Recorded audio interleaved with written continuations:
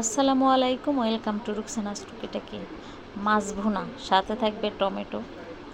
আমি মাছটা হলুদ মরিচ দিয়ে মেখে নিয়েছি, তারপরে একে একে করে ভেজে নিচ্ছি। হালকা ভাজা দিব, বেশি ডিপ ভাজা দিব না, যেহেতু এটা আমরা টমেটো দিয়ে ভুনা করব, তাই এটা এপিট ওপিট করে সুন্দর করে ভেজে নিব। এখন একটু একটু করে তুলে ফেলতেছি। পেঁয়াজটা সবসময় মাছ ভুনা করলে পেঁয়াজের পরিমাণটা একটু বেশি হতে হয়, তাহলে হয় কি জিনিসটা একটু মশলাটা সুন্দর ঘন ঘন হয়। ভুনার সাথে মশলাটা ঝোলটা তো পেঁয়াজের কারণে, টমেটোর কারণে হয়, তাই আমি টমেটো পেঁয়াজ দুটোই একত্রে করে একটু ভেজে নিচ্ছি, ভেজে নরম করে নিচ্ছি। এখন আমি এটাই দিয়ে দেবো একটু আদা বাটা, রসুন বাটা, হলুদের গুঁড়ো, মরিচের গুঁড়ো, ধনিয়ার গুঁড়ো, লবণ।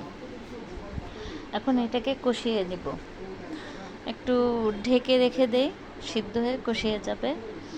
এই যে কষানো হয়ে গেছে, এখন আমি একে একে মাছগুলো দিয়ে দেব। মাছগুলো দিয়ে আমি আবার একটু ঢেকে রাখবো, পরে একটু উল্টিয়ে পাল্টিয়ে দিব, কারণ এপিট ওপিট মশলাটা লাগার জন্য।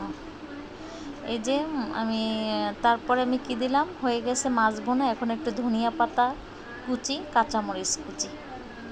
এই বাঙালিদের মাছ ভুনা কি যে মজা! এই যে এটা দিয়ে এত মজা, তাছাড়া মাছ ভুনাটা তো সুন্দর একটা সেন্ট বের হয়েছে।